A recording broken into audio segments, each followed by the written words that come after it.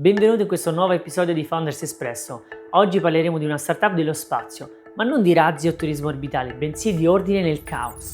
Vedremo come Ecosmic sta cercando di rendere più sostenibile e più sicuro lo spazio intorno alla Terra. Ogni giorno le agenzie spaziali monitorano le orbite dei satelliti e ricevono migliaia di segnalazioni di possibili collisioni. Il problema?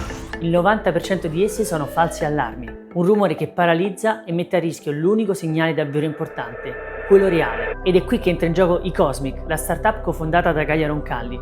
Il suo software SAFE, che sta per System to Avoid Fatal Events, riesce a filtrare oltre il 70% dei falsi allarmi, permettendo così agli operatori di concentrarsi solo su ciò che conta davvero. In meno di un anno Ecosmic è passata da 3 a 13 persone, con un'idea nata in un laboratorio a un prodotto reale già testato da operatori satellitari in Europa. In questa puntata parleremo di come Gaia e il suo team hanno costruito una startup da zero, delle scelte difficili e dei pivot che hanno definito la loro traiettoria, ma anche delle curiosità, delle letture e delle lezioni apprese lungo il percorso.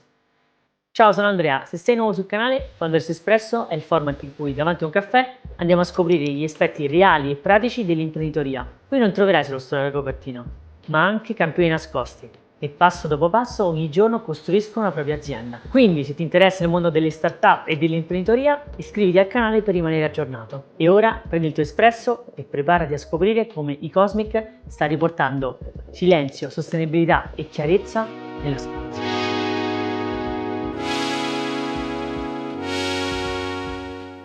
Absolutely. And can you tell me more about this paying customer? So you were telling me before you started with this demo, we can call it. Mhm. Can you tell me more on this story, and also which growth strategies have been most effective regarding the paying customer? Yeah. So in the case of this story, so this was back last year. First of all, we won a technology contest from Telespazio called T-Tech. And the idea was that basically we pitched SAFE. So SAFE is the System to Avoid Fatal Events, our first product. Nice. And we pitched it. They liked the idea. We won the first prize. And part of the prize was really to get support from Telespazio and the space branch of Leonardo. And for us, the most important thing at that time was to continue developing the product, but most of all to get access to real data from a satellite to make sure that we could validate it further. And it's not so easy because this kind of data is usually very confidential because it's, like a matter of security also for companies. So this basically what happened is that we won this prize, and at the same time, and this prize was part of it was to get access to this business innovation factory, which it was kind of an accelerator, but more focusing on, one specific objective that you would give yourself as a company, and trying to achieve that with the resources, some of the resources from Telespazio and Leonardo. And so what we did was basically to get access to some of Leonardo's supercomputers to perform simulations, and at the same time, as I said before, to some data from a satellite that Telespazio was operating. We put this together, and together with some experts from Telespazio that also helped us through, what happened is that we managed to, further validate the product. For that, actually, there were 50,000 euros that were also given to help with that. And those 50,000 euros actually were a commercial contract to validate, basically to bring a POC, so a proof of concept, to Telespazio. So this was a one-off. It was not a recurrent kind of commercial contract, but it was the first one for us. And now instead what we're doing is that because we're offering a beta testing program, we now have to convert customers who are not paying for our product, that are only using it, but testing it, and at the same time also giving us more data that makes us understand what we can do better. But now we have to convert them into paying customers. And actually we're having this conversation just like in the moment in which we are doing that. So I wish I could tell you how it's going or what the final strategy is, but actually it will depend on how it goes in the next few months. Absolutely interesting. Of course, I imagine that in this space, when a company started to use your software regarding space industry, it's something impactful for sure. So I would expect that as after many months of beta testing, they would be more than welcome to maybe convert and keep using it. I don't know Yeah. the details of this, but yeah, I would imagine. Yeah, definitely in So, our yeah. sector, it's really important to make sure that people can try the product.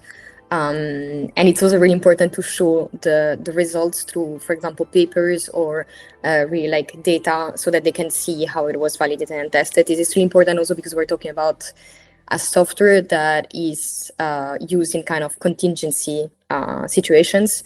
So when they receive an alert for a potential collision, so it's really important that it works perfectly and that there are no mistakes, or bugs. Absolutely. I think your key selling point is the opportunity cost of saving thousands of satellite collisions and save a Yeah, lot of money.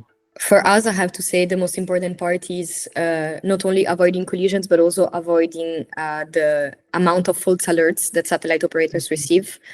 So right now, just to give you an idea, satellite operators, if they have multiple satellites in orbit, they can receive like many interruptions during the day from those collision alerts. And the issue is that most of them are actually false alerts. Like more than 99% of them are false alerts. So imagine it's as if you had like a self-driving car, and the ones that beep every time like you want to, for example, park, and you go too close to something, to an object. Imagine if you have that kind of beeping, but all the time, even if you're not close to anything. Like, of course, it's ridiculous. It's really disruptive to the work of the operators, and at the same time, it's kind of dangerous because like if you keep receiving alerts that are always false, you kind of get into that mindset of, okay, like often they're false, so I don't really have to care for that. And whenever one with a higher probability of collision, then they have to do multiple analysis to understand if they actually want to maneuver, if they want to just wait, etc. And basically we do all of that for them, and we filter out most of the false alerts, up to 70%. So that's really the cost saving. Amazing. Super interesting, because of course it's gonna be crowded for sure in the next years, the space. Definitely. It's already very crowded, unfortunately. And again, it's because we treated space the same way we have been treating Earth, aka with the idea of we just throw stuff in there and we don't think about what's going to happen or how it's going to end up. And there was no real way for many decades to, implement regulations on how to dispose of a satellite after the end of life, Absolutely. So yeah. Interesting. It's super interesting because in these last years, I really can get I can really grasp the tech industry, the space industry more than ever. Like I used to remember that when I was in high school, I thought space industry as something super far away, super like something that from a government perspective. And it's interesting how much now I can grasp this feeling of there is an actual industry is developing. Definitely. Private are flowing in. A lot of startups. It's super interesting. And also, I've seen a lot of Italian operators and companies that are top level, companies in this sector in the world. So. Italy definitely has a heritage when it comes to space. But as you said, the most important thing is that like we went from a really governmental subsidy-based sector to that was mostly like actually most of the subsidies were also coming from the defense, right? To something that is way more dynamic. As you said, there are way more private players, way more private money also that it's getting in there. I have to say that it's still heavily subsidized, and it's still a sector where the like most of the funding comes from defense and governments, and which is actually also a good thing, by the way, I think, because it really increases the kind of appetite for risk in a way. This is something that is quite controversial because one might say, no, actually it's the VCs and the entrepreneurs that really make it possible. But I believe that the partners, like the public-private partnerships in our sector, are the ones that really sometimes bring a lot of advancement from a technological standpoint.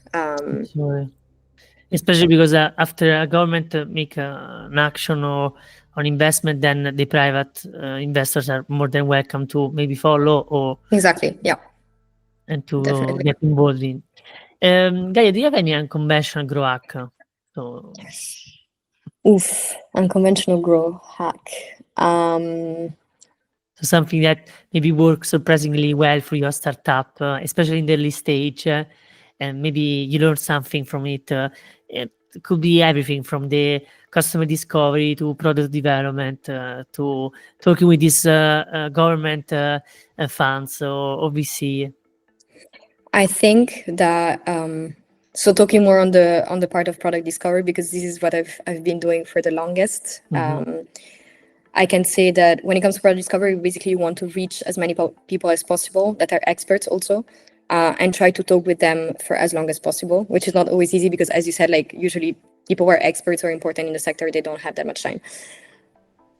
So you want to grow basically the kind of network that you have to do that. And I think that for us, something that was really important was being able to show that you're empathizing with the person in front of you. And what I mean by that is when you're asking questions and the person is talking to you, try to tap into what are the real issues for this person and trying to understand really what they're telling you. So even if they go into very technical details, try to ask them questions about that. If they want to focus on a specific thing, maybe that is important for them, don't immediately go back, to like what you wanted to talk about. And I think that if you show this kind of empathy, where you really try to understand what they're saying, you're really listening, actively listening, you kind of create also a relationship in the sense that that person then will be way more willing to continue talking with you and discovering, kind of discovering what your company can do. And I think that this is really important. So not just treating them as, like very like professional, like standalone calls where you just ask about technical details and that's it, but really trying to understand the person you have in front of you. It really opens up conversations, and also it creates a relationship that then lasts. So you can go back to that person often enough, even if they're busy, and be like, hey, do you mind if we chat? And also maybe, like seeing them in person, inviting them for a coffee, for dinner, these kind of things, developing these kind of, like relationships. I think it's extremely important. I would say this is something that really grew our network, because you develop relationships that are so strong that in the end, those people would also talk about you to other people. And this is kind of an exponential growth. So yeah. It's crazy because it's something that maybe you learn with experience and also with age. This kind of the importance of relationship and of course network in a more professional aspect. But I really believe that what makes you not only a good development as a startup, but also an happy life is based on your relationship. So definitely, good healthy relationship in your life brings you more happiness and more satisfaction at the end of the day. Yes, not keeping it just superficial. I think that it also helps, and as you said, also it makes it way more enjoyable, also in your personal life. Absolutely. Yeah, I agree. I like the thing that you were saying of kind of grasping and uncover also from a person their real pains, their real problems. And it pops in my mind the scene from Shrek of people are like onions at the end of the yeah, to remove the layers one after the other. Yes. Or a cake, but yeah, as I said. But it's super true. Like most of the time, and especially I think also in the business side, the perspective, you have several reasons and several level of understanding of a problem, of a solution, or in that case of a pain that they're experiencing. Because usually, maybe also in the business perspective, you are known for one reason, but maybe the hidden part, or the deeper parts of your business are the core aspect and what makes it really special. So it's interesting to see in my personal life experience several times that it is usually not the first layer. What it is really the treasure of a situation, of a business. It's always you need to dive deep dive in this kind of idea to find the treasure. Yeah, and also when it comes to, as we're talking about like product discovery, you don't want to just have the layer of, oh, this is the rent and this is what's not going, but try to understand, okay, but why is it not going well? Like what are the causes? And this sometimes takes a while, basically. Like it's not a 15-minute conversation that will get you that answer. Absolutely. We'll come back later on this point, a few questions later, because it's super interesting, this kind of guiding principle frameworks in this kind of uncertainty. Gaia, do you have any books or courses or lessons that have significantly influenced your startup journey? Oh my God, I love reading and I love learning through books. So yes, I have so many. So I would say in terms of recently, some books that I read that are really helpful, there was one called Bad Strategy, Good Strategy. It's not a super recent book, but it's very interesting because it kind of throws out of the window any kind of, made up phrases and like strategies that usually you hear from consultants that are, like you have to increase growth or you have to make a profit. But it kind of focuses on what strategy should be. And this is something really interesting that we also kind of implemented a bit more in the way we do strategy at Ecosmic. There's another one called Split the Difference, which is also super famous about negotiating. You have it, yeah. Really good book. Also, I have to say, really enjoyable to read because it gets like it is funny in some moments. I like the way it's written, but that's also a really good one. And maybe another one that is not necessarily related to startups. A third one. Sorry, now that we're talking about books for startups, is the Mom Test, the one I mentioned before. Okay. I think it's a super short book, but perfect to understand what are the bases of doing product discovery and user research. And then the last one I would mention maybe is The Value of Everything. And this is a book that from Marianna Mazzucato, I think it's her surname, who's a professor at UCL. And it's amazing because it's a book about how we give value in our financial system, how we give value to what, and how value grows or doesn't in time. And it's extremely interesting because I think that when you operate in the VC world or in a very unregulated sector, such as the one that is the space sector right now, it's really interesting to see historically how unregulated sector were dealt with and what had value in those kind of sector and how it changed. And at the same time, when it comes to VC, it's quite interesting to see, how sometimes we have this idea that so VCs and entrepreneurs, that start from a garage to build something, that's what brings innovation and new technologies to the world. When actually sometimes we forget that even, like Apple, even though it might have started in a garage, in the end, most of the funds that then created, like the iPhone, actually they came from, the state of California. So like subsidies. And that sometimes it's a bit weird the way in which we forget that and we instead, kind of have this amazing view of like the entrepreneurs and VC when it's, if you dig a bit deeper, it's more than that. Absolutely. Interesting. Thank you very much, Gaia. Can you share with me a mistake that taught you a valuable lesson and how you manage your emotions during that time? I have so many. Which one should I choose? So I think, okay, so yes. So one mistake we made at the beginning of Ecosmic was to think that we could try to do everything. AKA what I mean by that is, when you're like an entrepreneur and you're like an early stage startup, there are so many like competitions, grants, incubator accelerators, like basically potential to both get funding and validation.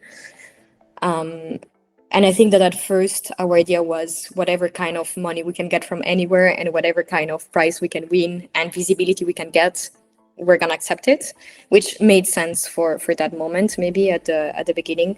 But at some point, I think that one part of good strategy is also to understand that you have to take one direction and then stick with it. You cannot change every 2 seconds. And I think that for us, that was kind of a learning curve. And then we realized, okay, wait a second. It's amazing that startups can pivot and that they have more flexibility. But once we decide that we want to go one way, we have to go full on one way. Like all of the research on that, we try and maybe we fail, but it's better than just trying, like a lot of different things because you want to have your safety nets when in the end you don't achieve anything like that. Yeah. It's interesting because for me, it's like, I believe it's more like a course of startup journey, like this continual thinking of am I doing the right thing? Am I developing the right thing at this moment? Should I change? I don't have any conversion now. I should keep pursuing this. It's interesting. Can you tell me more when you pivot, how like your thinking behind, also especially in this sense? So when we pivoted, I have to say though, Ecosmic was not even a registered company, so it was really still an idea that we had, that we were still we were really working on, but that there wasn't already a company with employees and everything. But the idea there was really that we kind of came together and thought, okay, what is it that we want to do? And we knew that we wanted to work on space sustainability, but what kind of company can we have? Because startups that are VC backed, it's not the only way to create a company, right? You can also create a company with a slower growth, which would have been the case maybe with LCA, because that's more of a consulting business. You can also not create a company, but just have it, as a side project. There are a lot of ways that you can kind of expand your passion into. But in our case, we knew that we wanted to create products that were used by customers, and we wanted to see, to be VC backed and to have this kind of innovation mindset, which is why we thought, okay, we have to do something that can actually be produced and sold with a certain growth, and still related to space sustainability. And LCA just wasn't that. It just didn't fit what we wanted. So it was kind of easy to say, okay, we just cannot do that. It's useless to be, affection to that idea and just keep holding it. It's just not what we see long term. So once you realize that, which is kind of a hard moment, because sometimes an entrepreneur, you tend to fall in love with your product, which is dangerous. But if you manage to realize that this is not really what you want, and this is not really something that is going to work for you as a founder, but also work for the company, then you have to find another solution. And in our case, luckily, we did have this algorithm that was performing really well. So after a bit more of market validation, which, by the way, meant that we had a moment in which we didn't have a product anymore, and we were not sure if the potential product was actually going to be something that we could sell. So we had a moment in which we didn't know if it was going to work or not. And we were ready to say, okay, maybe it means that Ecosmic is not going to be a thing, it's going to fail, even before it was born. But I think that it's important to keep this open mind to the idea of, okay, we're failing, let's just see if there's a solution. Again, what I said before, let's not focus on the mistake, but focus on the solution. Absolutely. Very interesting, because it's in those moments that you really probably feel the pressure, but in just approaching in this way of, guys, no matter what, let's try another thing. Let's try this thing.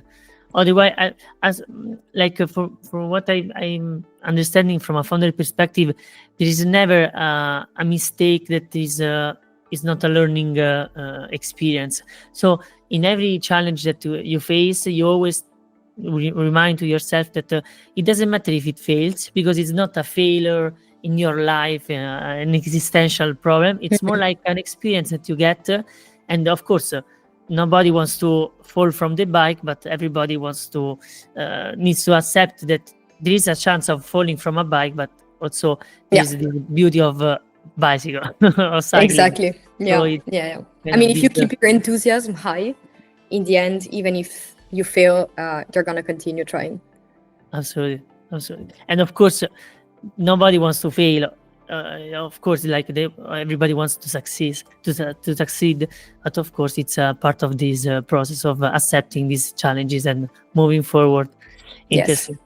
Gaia, do you have any daily habit or routine that has positively impacted your productivity and motivation as a founder? I think reading every night really helps me, because it's so sometimes people around me, they call them homework, but I really like books. Some of the books, actually, I told you before. So books that are really also helpful then to grow as an entrepreneur and in my job. And I think that it's really helpful to, at least for me, to read before bed, because it means that I kind of disconnect from my phone or any kind of electronics, and then I get a good night of sleep, which I mean, I don't want to get into, the whole like founder thing of you have to wake up early in the morning, like shower, exercise, blah, blah. Meditation. Like all of the things, yes, meditation, journaling, etc. I don't have all of that. I think I don't have the time, or I haven't really seen the benefits, but I do have this thing of trying to read at night and then have a good night of sleep. I think that this helps. I see. Yes, come back to the basics that are always working. No structure. No, exactly. I see. Nice. Gaia, when you face uncertainty, we were talking before about this concept. How do you make crucial decisions for your startup, and are there any specific frameworks or guiding principles that help you navigate those moments? Yes. So whenever there's uncertainty, for sure, one thing that is really important for me is to have my team. So I think that is like the strength of our startup. Having my two co-founders and actually all of the team together, and brainstorming and getting their opinions is extremely important. At the same time, the good thing is that we all have certain guiding values. So one of them being sustainability.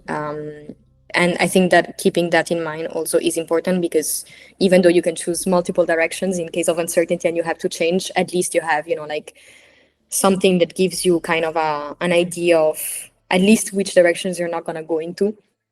So I think that is important. And again, even though we do have a lot of people with different backgrounds, we all have the same guiding values. So this is also important, I think, in the team. So yeah, usually when there are uncertainties, what we do is really trying to brainstorm, bring the team together.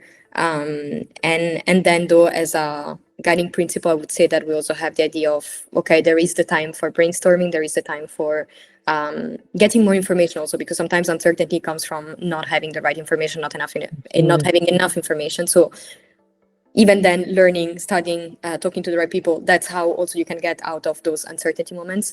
If this is not the case, though, at some point there's always the idea of, okay, time to indulge, but also time to act. So there is a moment in which you can, think and brainstorm and talk, but you must have kind of a deadline in which you tell yourself, okay, now we have to choose what we do. And having that in mind kind of helps to not get stuck. Absolutely. Interesting. Very interesting. Thank you, Gaia.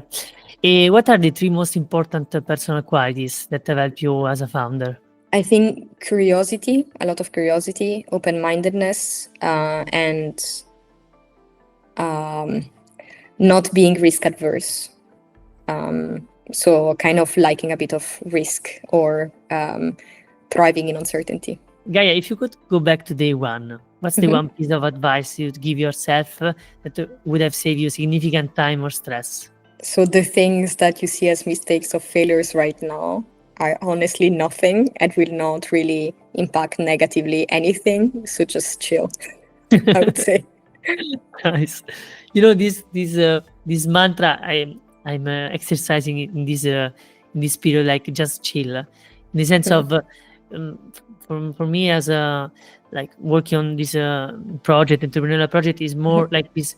You need to balance this kind of you need to be fast, you need to act, but you need also to chill out, because you're not saving the world, first of all, and then it takes time to make everything. So, and especially the good thing of life, it takes time.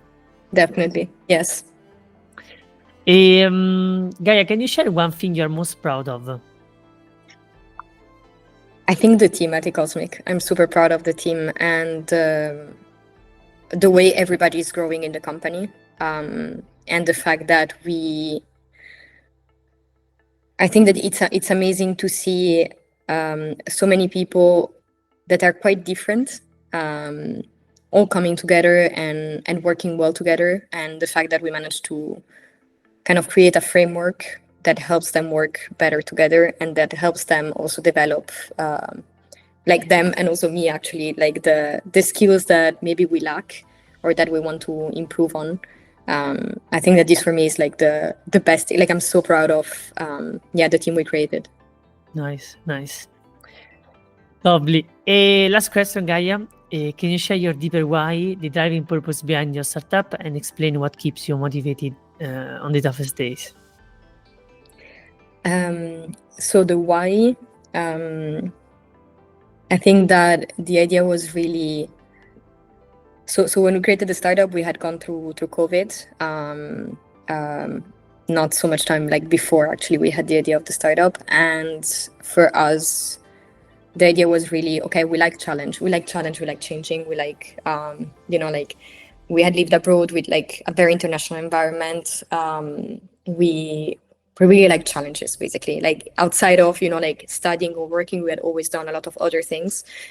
And to me, I felt like in that moment, around those years, as I think many other people, that if you were lucky enough to be doing good, the thing that you didn't have though were like challenges, right? Because like the whole situation was a challenge, but you were stuck at home.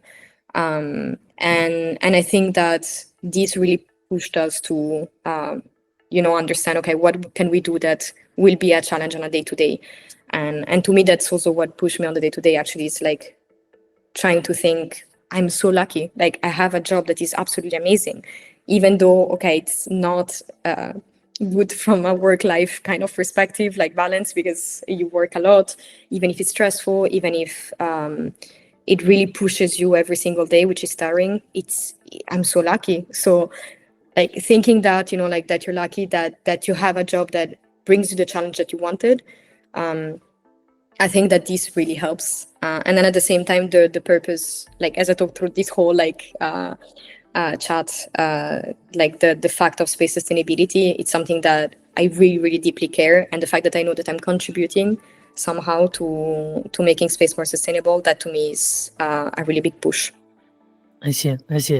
It's for me as a human, you always have this kind of balance between what you like, what you want to achieve, and the impact that you want to have in the world and in people's lives. So I see. Yeah, it helps. Thank you very much, Gaia. Thank you. It was a pleasure, really. It was a really pleasure.